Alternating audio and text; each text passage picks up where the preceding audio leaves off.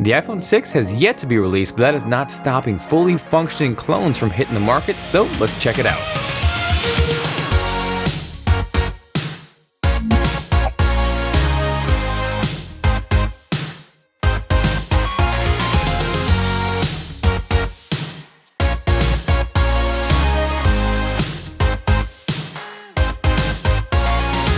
Hey guys, Jonathan here with TLD. Hope you guys are doing well. I am back with a very interesting unboxing to say the least. As many of you guys are aware, we're still about a month, maybe two away from the release of Apple's upcoming iPhone 6, but right here in front of me, I have a fully functional iPhone 6 clone that even says iPhone 6 right smack on the box. Just gotta give it a little shake and bake because this box is fighting me on getting it open, but I really found this interesting because if anybody has seen my good buddy Michael's The Detroit Borgs unboxing, his actually came in an iPhone 5 box, so I was pretty surprised when I saw iPhone 6 stamped on the side. So taking a look at the back, you can see it's very consistent in terms of what we've seen so far compared against the dummy mock-ups that leaked earlier this year, the big difference here being obviously it turns on and it functions. So because of those similarities and a few production parts that have leaked recently, I think it's fairly safe to say that this is essentially what the iPhone 6 will look like, give or take. I also just received a handful of iPhone 6 cases from Spigen, which may or may not add credibility to the whole leak and mock-up design, but regardless, if you guys are interested in checking those out, let me know by hitting that like button.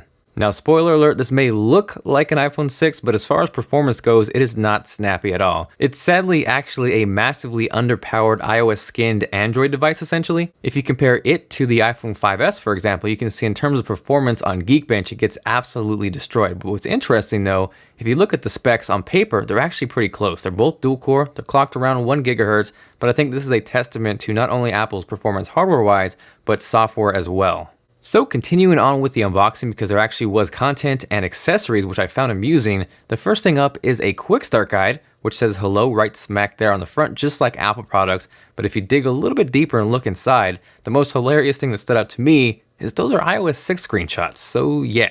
Next up, and I'm willing to bet these aren't authentic, probably less earpods and more white color stereo bass headphone mic volume control remote earphone earpods headset for iPhone, but nevertheless, at least alongside your iPhone 6 clone, you get iPhone 6 earpod clones. Following that, we have the USB wall charger hanging out there wrapped up all nicely and such. This really isn't anything too spectacular, but at the very least, you can charge your iPhone 6 clone. Next up after that is the USB wall charger's PIC, the faux lightning cable, and alongside that is the SIM ejection tool.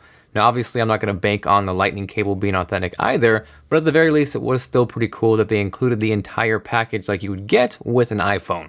So now that we've blasted through the unboxing portion, we can dive in and dig a little bit deeper into the clone. I think obviously the biggest noticeable difference aside from the screen size increase is the complete aesthetic change from the iPhone 5S. No longer on the back side will we see those glass portions on the top and the bottom like the iPhone 5S. That will be replaced by what I would assume to be aluminum by the final production model. That is kind of sectioned off by the dual line design on the top and the bottom where presumably the antennas would go, but I think that kind of makes the iPhone 6 design look eerily similar to the HTC One M8, and if you agree or disagree, let me know with a comment down below. One thing I do want to point out that I do not like, and it's been consistent across the dummy mock-ups, is the fact that the camera on the back side of the iPhone 6 clone pops up. So to me, that would make it very vulnerable to scratches, something similar to the iPod Touch.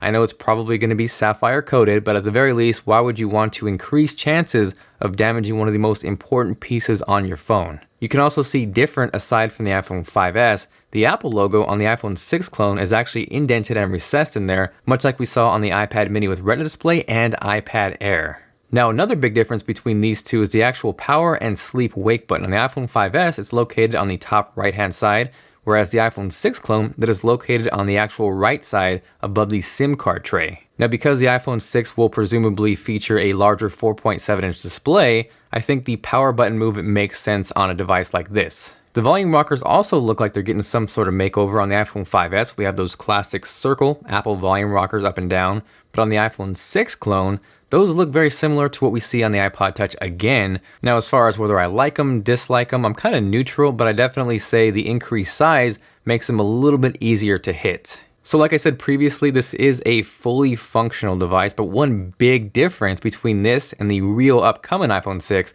is there is no fingerprint touch ID reader on this clone. So that of course on this device means you are limited to swiping to unlock your phone. Now when I said this thing was not a performer, I meant it. It is extremely, almost laughable laggy, and I almost want to go out kind of your average consumer style and go kind of bring this to people out in public and kind of get their feelings on how it performs, maybe even see if they notice the apparent lag compared to a current iPhone or even an Android device. And if that's something you want to see, definitely let me know. So like I also previously talked about, this essentially is an iOS skinned Android device, and bits and pieces of Android creep out here and there. For example, if you hold down the home button, normally where you would get Siri on an iPhone, on this you get Google Now, which to me is a kind of an upgrade, and I would prefer if I could do that on an actual iPhone. One thing I did notice, and again if you did watch Detroit Borg's video, it is extremely hard to access the control center on this iPhone 6 clone. Sometimes it almost feels impossible, but I actually got it down almost to a science where if you hold your thumb right there between the bezel and the screen, and then you slide up, you can kind of feel it vibrate, and then you can nail it every single time. Now I know I'm going to get tons of questions of where can I buy this, and I want to tell you with a giant warning sign, do not buy this for anything more than purely entertainment. This particular one you can pick up on Chinese websites from anywhere from 160 to 200 bucks. I know as of August 1st, Goophone will be releasing their clone version of the iPhone 6. But honestly, as you can see from performance, you're not getting anything that you would really want on an iPhone.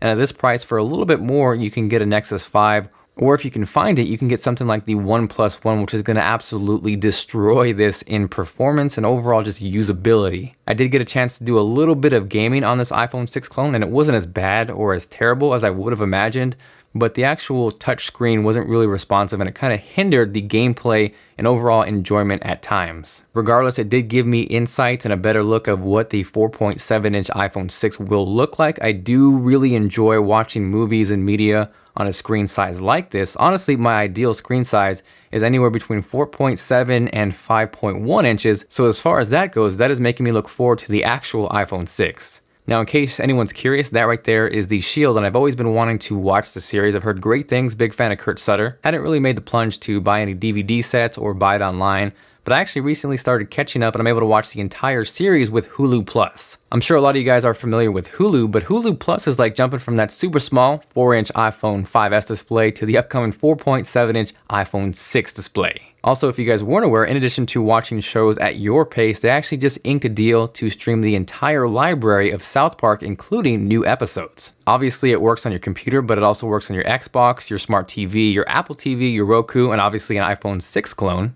Now, this is only $7.99 a month, but for TLD fans, you guys can actually get an extended 14-day free trial by heading over to huluplus.com/TLD. By using that link, it helps the channel out. You guys get an awesome deal and everybody wins. So hopefully you guys enjoyed the video. If you did and you are feeling like being awesome, make sure to hit that like button. It is much appreciated. And of course, in return, you get a virtual high five at your face. After seeing this, are you excited or not excited for the upcoming iPhone 6? Let me know with a comment down below. If you guys have any questions, of course, drop me a line. I do try to reply to as many YouTube comments as possible, but it does get a little bit messy.